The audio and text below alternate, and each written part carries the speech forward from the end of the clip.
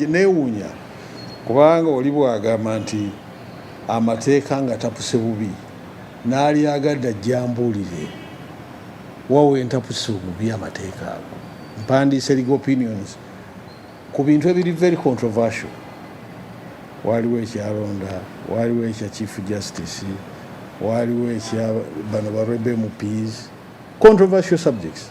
Naye tewali muntu n'omu yali azze n'aŋŋamba nti amateeka gatapuse bubi wano oba etteeka lino lyogedde oli. Eggulo gundi Judy Mbabaali yabaddanga nti ntwistinga amateeka ne mugaa nti ndagawe nga twistinze kubanga nze bwe mba nkola argument nsinziira mu constitution n'amateeka agali related n'akwotinga articles mu constitution enkyamu. Olabira ddala omuntu ata-internalizinze na provisions za constitution kyokka akyalennyinga my opinion nze genda mu maaso n'okukola emirimu gyabwe.